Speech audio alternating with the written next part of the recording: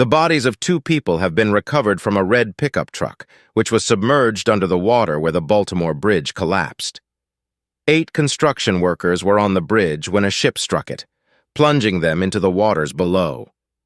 2 of the workers were rescued on the day, but the search continues for the other 4, all presumed dead. Salvage crews are working to address hazardous materials and accident investigators are on the scene. 4 of the 6 victims of the bridge collapse have been named so far. At a press conference on Wednesday, Maryland State Police identified Alejandro Hernandez Fuentes, 35, and Dorlian Ronald Castillo Cabrera, 26, as the 2 workers recovered by divers from inside the truck. Mr. Fuentes is originally from Mexico, and Mr. Cabrera is from Guatemala, but divers are no longer able to safely navigate the waters because of concrete and debris found in the river, police said. They are now using sonar scans and believe that vehicles that may contain other bodies are encased in superstructure and concrete that came down from the bridge, an official said. 2 other missing victims who are presumed dead have also been named Miguel Luna, originally from El Salvador, and Maynor Suazo Sandoval, a Honduran citizen. Mexico's Ministry of Foreign Affairs said earlier that 2 of its citizens were presumed dead, one of whom is now identified as Mr. Fuentes, while another was rescued from the water. One person who was in hospital after being pulled out of the water was released, officials said late Wednesday. First responders spent hours on Tuesday searching the waters of the Patapsco River for the 6 construction workers who were working on potholes on the bridge around 5:30 GMT, when the ship crashed into the bridge. The U.S. Coast Guard called off the search around sunset, saying cold water temperatures and hours gone by meant the workers were presumed dead. Officials have pledged to find the bodies of the men for their relatives. "We've got to give these families closure," Mr. Moore told reporters on Wednesday, adding that air, land, and water resources have been devoted to the search of the victims. "My promise to them is this: I will devote every single resource to make sure that you receive closure," he said. But the operation has been challenging, Coast Guard Vice Admiral Peter Gauthier said on Wednesday. Divers have been swimming in chilly waters with metal debris from the bridge that fell in the river. The cargo vessel itself is stable, but has over 1.5 gallons of fuel oil and lube oil on board, Mr. Gauthier said.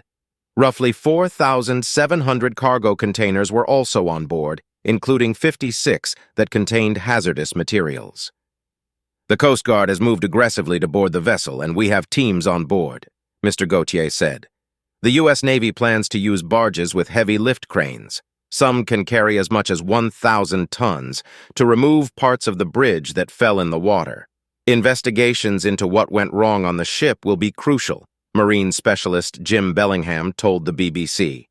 An enormous advantage is that the ship didn't sink, so they'll get access to bridge records and hopefully recordings of what was going on, he said. Officials are hoping that a data recorder they took from the ship overnight will provide more information. The Dolly was headed toward Sri Lanka when it lost power all of a sudden and issued a distress call before crashing into the Baltimore bridge. Officials say the bridge collapse at a key port could pose a risk to global supply chains and the U.S. economy.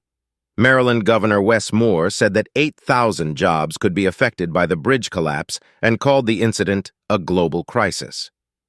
"The national economy and global economy depends on the port," he said, noting that $80 billion, 63.4 billion pounds of cargo moved through there last year.